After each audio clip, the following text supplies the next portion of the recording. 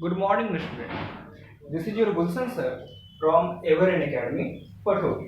और जैसा कि आपको पता है कि कॉन्सेप्ट में ट्रिग्नोमेट्री का हमारे पास बहुत कम कॉन्सेप्ट बचा है। ठीक है सर, पहले कॉन्सेप्ट में बचा क्या है इस बात को पहले बता दीजिए। तो हमारे पास जो कॉन्सेप्ट में बचा है वो आपको लास्ट क्लास में मतलब लास्ट वीडियो लेक्चर में हमने यह बताया था कि डिफरेंट एंगल का वैल्यू क्या होता है। उस पर हमें उम्मीद है कि आपको चैप्टर ही पूरा कंप्लीट कर दिए होंगे। ये भी बोले थे कि वो 3 से 4 नंबर का इंपॉर्टेंट होता है। अब हमारे पास कॉन्सेप्ट में बचा है कॉम्प्लीमेंट्री एंगल का फॉर्मूला निकाल के दिखाना, कैसे निकाल उसका फॉर्मूला कैसे ड्राइव हुआ, और दूसरा बताना है कि sin 30 का वैल्यू 1/2 ही क्यों होता है, cos 60 का वैल्यू 1/2 ही क्यों होता है, इस तरह की बात करेंगे। ठीक है सर, आप तो बताए थे कि 0 1 2 3 4 दो, फिर 4 से डिवाइड करो, 4 से डिवाइड करने के बाद जो मिलेगा उसका स्क्वायर रूट कर दो, तब जो आंसर आएगा वो रिस्पेक्टिव वैल्यू हो जाता है। सिर्फ ये ध्यान रखना 0 30 45 60 90 पूरा ट्रिक बताया था लास्ट तक, तो पूरा उसी पर डिवोट हुआ था। तो वो एक ट्रिक है, वो रियल रीजन नहीं। अब किसी ने नहीं होता जैसे हम लोग कोई बात को याद रखने के लिए कुछ बातें दिमाग में रखे हुए, जैसे एग्जांपल में आप लोग क्या कहता है हेली बेवा कोनो फनी करके पूरा एटॉमिक नंबर याद रखे हुए होंगे। सबका अपना अपना होता है, याद रखने के बहुत सारे तरीके होते हैं। आई बात समझ में? तो इसी तरह से वो सिर्फ याद रखने का एक तरीका है। ठीक है सर, क्या ड्राइव करने के लिए स्कूल एग्जामिनेशन में पूछा जाता है? तो हाँ, स्पेशली सीबीएसई के बच्चों को तो पूछा ही जाता है। बिहार बोर्ड वाले जनरली नहीं पूछते हैं। देखिए हमने क्या बोला, बिहार बोर्ड में जनरली नहीं पूछते हैं, लेकिन पूछा जा सकता है। अब सीबीएसई का तो आप हर 2 साल 3 साल के बाद हर इंटरवल पर देखिएगा आपको पूछा जाएगा। ठीक है, तो हमारा सिलेबस सेम है, तो फिर एक बोर्ड एग्जाम में पूछा जा रहा है तो दूसरे बोर्ड एग्जाम में भी पूछने की संभावना ज्यादा हो जाती है। आइए हम लोग बात करते हैं क्वेश्चन कैसे लिखा जाएगा। अब ये क्वेश्चन आपका 2 मार्क्स का भी हो सकता है, 3 मार्क्स का भी हो सकता है, 4 मार्क्स का भी हो सकता है।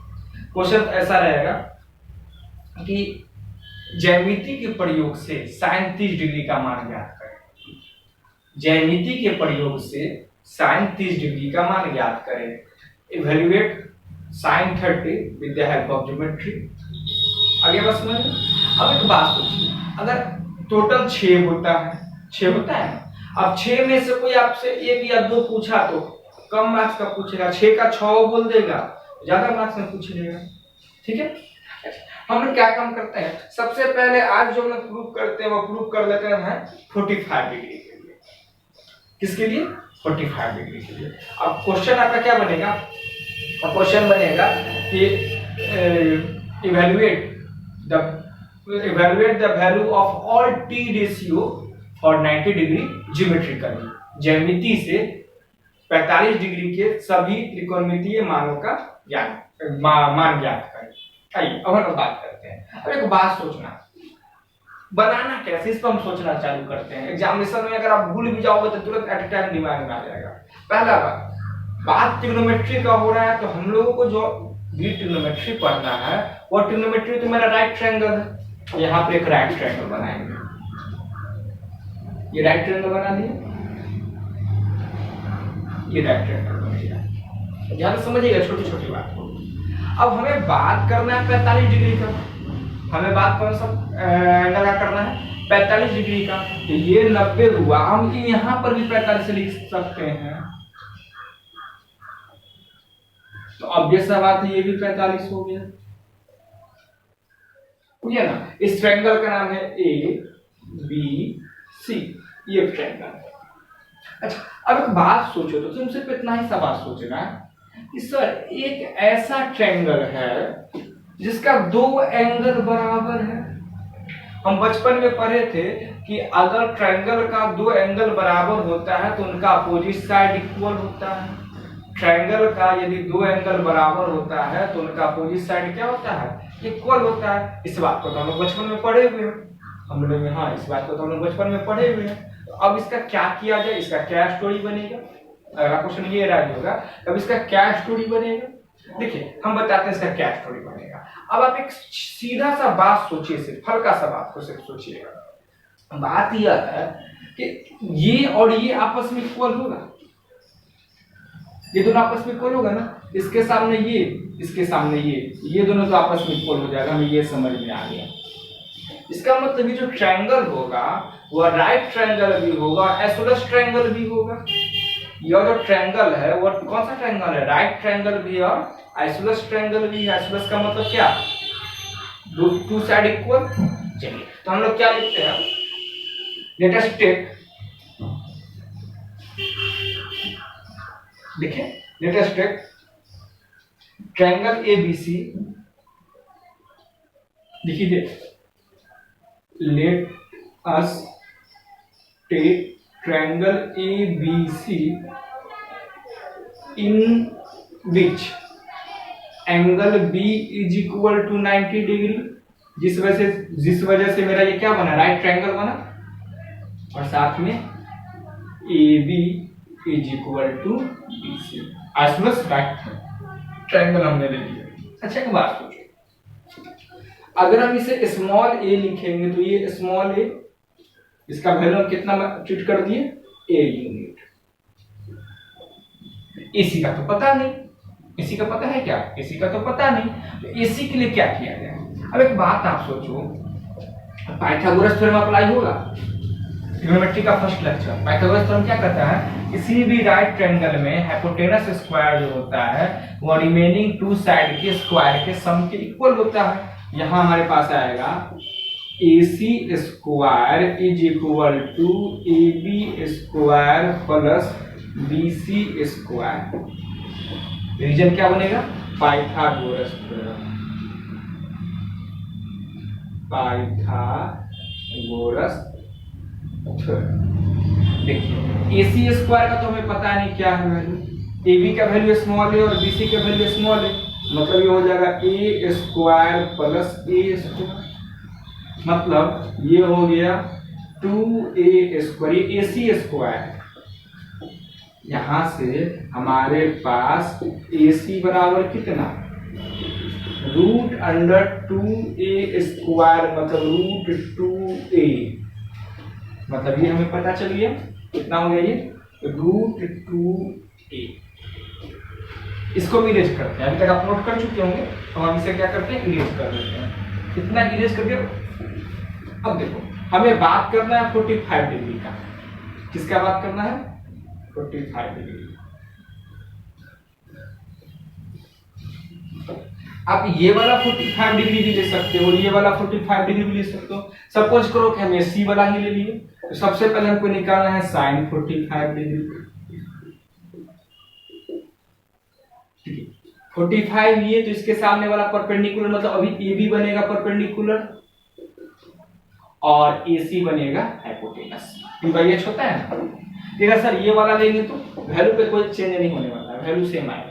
अगर आप ये वाला 45 देखो तो सिर्फ इसको परपेंडिकुलर कहोगे और कोई चेंज करोगे क्या, हमने इसको लेके, हम एंगल C पर बात कर रहे हैं। देखिए AB का वैल्यू कितना, A, और AC का वैल्यू रूट 2A। A से A कैंसिल, मतलब आंसर कितना हुआ, 1/√2। ये sin 45 डिग्री का वैल्यू हो गया। हाँ सब ट्रिक से भी यही वैल्यू आया था, वो ट्रिक है, से रियल कॉन्सेप्ट यहाँ है। अच्छा cos 45 डिग्री का बात करेंगे तो आप कहोगे BC/AC, हम बोलेंगे हाँ एकदम सही है। BC का वैल्यू स्मॉल a, AC का वैल्यू रूट 2A। A से A कैंसिल हुआ, क्या बना, 1/√2। ऐसे साइन पता चल गया, कॉस पता चल गया, तो अब तो आप सारा फॉर्मूला पढ़ चुके हो, आप तो कुछ भी निकाल सकते हो फॉर्मूला से। नहीं, हमारे पास जब ट्रायंगल अवेलेबल है तो फॉर्मूला क्यों लगाए। अब यहाँ पर जब जैसा तब वैसा क्या हम किया करो। अगर हमारे पास यहाँ पे ट्रायंगल अवेलेबल है तो हम लोग कौन सा आप लगा देते हैं, tan 45। क्या होता है, P/B। इस 45 डिग्री के लिए P है AB और B है BC, मतलब A/A 1 टाइम्स कैंसर, वहां पर भी 1 आया था। अच्छा, cosec 45 बिना ट्रायंगल लगा बताओ तो क्या आएगा? कि आप क्या कहोगे सर हमें तो अच्छे से पता है sin 45 का जस्ट उल्टा आएगा। ये 1/√2 आया है तो उसका आंसर √2/1 होगा। हम कहेंगे ठीक है, ये कॉन्सेप्ट आपका एकदम बिल्कुल सही है, आंसर भी बिल्कुल सही है। अच्छा, हम कहेंगे इसकी मदद से बताओ तो कहेंगे सर cosec का मतलब तो h/p होता है, यहाँ h का मतलब AC है और हम लोग एंगल C को 45 माने हुए हैं, तो मेरा जो P बनेगा वो AB बनेगा, ऊपर में √2a बाई a से ये कैंसिल, √2 मतलब √2 लिखो या √2/1 लिखो, एक ही बात है ना। अच्छा, अब हम आपसे पूछेंगे sec 45 का क्या विचार? तो सर ये तो मैं अच्छे से पता है, cos का उल्टा होगा, cos 1/√2 आया है तो sec मेरा √2/1 आएगा। ये भी एकदम सही बात है, आंसर भी बिल्कुल सही है। लेकिन हम कहेंगे नहीं ट्रायंगल की मदद से बताओ तो कहोगे क्या सर sec का मतलब h/b होता है, हाइपोटेनस बाई बेस होता है। देखिए अगर आप क्वेश्चन बना रहे होंगे ना तो वो सब पंडित भोला प्रसाद हरि हरि बोल या फिर some people have curly brown hair tightly pulled back, ये सब जो भी पोयम नुमा हम लोग याद किए हुए थे वो सबका आपको जरूरत ही नहीं पड़ रहा होगा, अपने आप माइंड में आ रहा होगा, अच्छा ये इसका ये होता है, अच्छा ये इसका ये होता है। लेकिन किनके माइंड में आ रहा होगा? जिन्होंने पूरे वीडियो लेक्चर को अच्छे से सुना है, देखा है और क्वेश्चन का प्रैक्टिस कर रहा है, उन्हीं को ये बात हो रहा होगा। बहुत सारे बच्चे जो गफलत कर रहे होंगे, अरे क्या लगा हुआ यूट्यूब पे तो अवेलेबल है ये, तो फिर हम आपको बोल रहे हैं जैसे ही लॉकडाउन पीरियड समाप्त होगा, स्थिति सामान्य हो जाएगी, हम यूट्यूब पर से सारा वीडियो डिलीट कर देंगे ताकि उन बच्चों को बेनिफिट मिले जो मेहनत कर रहे हैं, क्योंकि जो अभी नहीं पढ़ रहा है उसका कोई गारंटी नहीं है कि वो लॉकडाउन क्लियर होने के बाद पढ़ाई करने लगेगा। आइए sec 45 हाइपोटेनस कितना है AC और बेस कितना ये माने थे ना, इसको लेके चले तो 20, आंसर सेम आएगा, कोई दिक्कत नहीं है। √2a/a इससे ये कटा दो। एक cot 45 क्या होता है? b/p, b का वैल्यू bc/a, bc का वैल्यू a, इसका वैल्यू a, इससे ये कटा हुआ। देखिए तो कहीं से हार्ड है क्या? ठीक है सर, आप स्टार्टिंग में बोले कभी इसको 2 नंबर में पूछता है, कभी इसको 3 नंबर में पूछता है, कभी इसको 4 नंबर में पूछता है, ये स्टोरी नहीं समझ में आया। अगर आपको कोई एक या दो जैसे कहेगा sin 45 बताओ से, तो ये 2 नंबर में पूछ देगा, कह देगा sin 45 और cosec 45 का निकालो तो 3 नंबर में पूछ लेगा, कहेगा नहीं सबका सब निकालो तो 4 नंबर में पूछ लेगा। चाहे क्वेश्चन 2 नंबर में पूछे या क्वेश्चन 3 नंबर में पूछे या क्वेश्चन 4 नंबर में पूछे, आपको ये ट्रायंगल तो बनाना ही पड़ेगा। ट्रायंगल बना के फिर इन दोनों का आप लिखोगे ये तो आपको ड्राइव करना ही पड़ेगा, इतना काम तो करना ही करना है। अच्छा, बहुत सारे बच्चे कहेंगे सर क्या ये जरूरी है कि 45 डिग्री बनेगा, तो हम उसके लिए एकदम दिमाग में रटे लिए कि 45 डिग्री का है तो राइट ट्रायंगल का ही पिक्चर लेना है। देखो सब रटो मत, रटने से कभी नहीं समझ में आएगा। चाहे आप इंग्लिश ग्रामर पढ़ रहे हो, हिस्ट्री पढ़ रहे हो, मतलब एसएसटी का कोई पोर्शन पढ़ रहे हो, मैथ का कोई पोर्शन पढ़ रहे हो, साइंस का कोई पोर्शन पढ़ रहे हो, रटोगे जिस समय आप रट रहे हो उस समय तो आपके दिमाग में पूरा याद हो, बाद में सारा साफ हो जाएगा। आप इस पे सोचो, सोचने वाली बात पर सोचो, और जिसमें सोचना नहीं है फैक्चुअल डाटा होता है उसको बार बार पढ़, जैसे अभी पढ़ दिए फिर 5 घंटा बाद पढ़ दिए फिर अगले दिन पढ़ दिए, तो 3 बार जब उसको पढ़ दो फिर अपने आप याद हो जाएगा। आप कहेंगे सर कैसे सोचे? देखो आपको स्टार्टिंग होता है ना 45 डिग्री पर बात करना है, 45 डिग्री वो एंगल होना चाहिए, उसका पहले सर बताया थे क्लास 10 में जो भी हम लोग को पढ़ना है वो तो मेरा राइट एंगल पढ़ना है, मतलब एक राइट एंगल भी हो गया, 45 डिग्री भी हो गया, तो थर्ड एंगल तो ऑटोमेटिक मेरा 45 ही होगा। अब एक ट्रायंगल में दो एंगल 45 डिग्री हो जाएगा, ट्रायंगल आइसोसेलेस ट्रायंगल, साथ में एक राइट एंगल है मतलब राइट आइसोसेलेस ट्रायंगल हो जाएगा। आप जब सोचिएगा तो ये जो आपकी सोच क्रिएट होगी ये दूसरे क्वेश्चन में भी काम करने लगेगी। हमें उम्मीद है कि आपको ये पूरा समझ में आ गया होगा। अच्छा, एक बच्चा हमसे डाउट में पूछा था सर कम से कम 1 या 2 क्वेश्चन आप बताइए ना कैसा एग्जाम में आता है, हम उनके लिए बता रहे हैं, ठीक से ध्यान से देखिएगा। क्वेश्चन होता है इवैल्यूएट, ठीक है, फाइंड द वैल्यू ऑफ, इस तरह से क्वेश्चन होता है। एक हम छोटा सा क्वेश्चन ले रहे हैं, इस क्वेश्चन सिर्फ आपको समझाने के लिए ले रहे हैं कैसा क्वेश्चन होता है, यहाँ पे बहुत क्वेश्चन पूछा जाता है। जैसे देखिए एक क्वेश्चन है इस तरह से, sin 60 degree cos 30 degree, sin 60 degree cos 30 degree minus cos 60 degree sine 30 degree, minus cos 60 degree sine 30 degree. अब एक बात बोलते हैं, ऐसी बातें तो वीडियो लेक्चर में नहीं बोलनी चाहिए, लेकिन हम बोल देते हैं। अब बहुत सारे बच्चे को पढ़ने में इतना मन लगने लगता है कि वह आउट ऑफ सिलेबस की बातें भी पढ़ देते हैं। आउट ऑफ सिलेबस अगर आप पढ़ते हैं तो आपका ज्ञान अर्जन होगा, एकदम सही बात है, लेकिन वह ज्ञान अभी आपके लिए गुड फॉर नथिंग, अच्छा है लेकिन किसी काम का नहीं। अब देखो, जो बच्चा कुछ एडवांस में 11th का ट्रिग्नोमेट्री पढ़ लिया, बच्चों में ट्रिग्नोमेट्री पढ़ना है, फिर इंजीनियरिंग में जाइएगा वहां भी ट्रिग्नोमेट्री पढ़ना है, इंजीनियरिंग नहीं कीजिएगा सिंपल साइंस से ग्रेजुएट होइएगा तो वहां भी पढ़ना है, सिर्फ बीएससी कीजिएगा वहां पर भी ट्रिग्नोमेट्री पढ़ना है। ट्रिग्नोमेट्री का सिर्फ स्टार्टिंग क्लास में था ना, तो आप क्या किए, थोड़ा सा अपने आप को हाइक दिखाने के लिए आपने 11th का ट्रिग्नोमेट्री पढ़ लिया। 11th का ट्रिग्नोमेट्री पढ़ने के बाद सर ये, अरे सर ये तो फॉर्मूला है, हम बोलेंगे किसका, तो सर ये फॉर्मूला आपका sin x माइनस वाई का है, इसका मतलब sin 30 बनेगा, मतलब आंसर हो जाएगा 1/2। हम बोलेंगे एकदम सही, कोई गलती नहीं है। लेकिन जैसे ही आप इसको लिखोगे उस 11th के फॉर्मूला से sin 30 आंसर 1/2 और 2 मार्क्स का क्वेश्चन है, अकॉर्डिंग टू लॉ, नियम के हिसाब से आपको एग्जामिनेशन में 1 नंबर भी दे दिया गया तो वो दे दिया गया, क्योंकि आपने यहाँ पर उस चीज को अप्लाई किया जो आपका सिलेबस में नहीं था, है तो सही, और फिर वही चीज को आप 12th क्लास में बनाओगे तो फुल मार्क्स मिल जाएगा। मतलब यह होता है कि हमें जब पेपर लिखना है, नॉलेज बढ़ाने के लिए अच्छी बात है, हमें जो पेपर लिखना होता है वह पेपर प्रिस्क्राइब सिलेबस के हिसाब से लिखना होता है।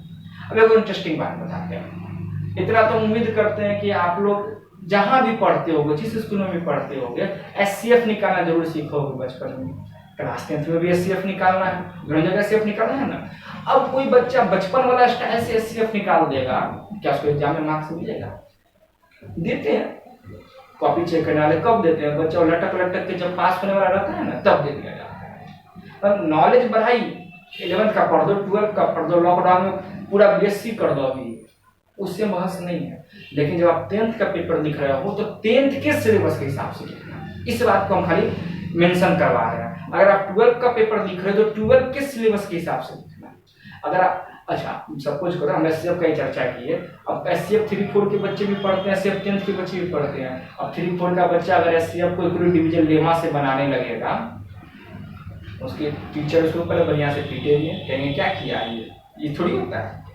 तो हर चीज को सीखने का और लिखने का एक प्रॉपर स्टैंडर्ड, आप जब उस स्टैंडर्ड का पेपर लिख रहे हो तो तभी उस स्टैंडर्ड को अप्लाई करना है।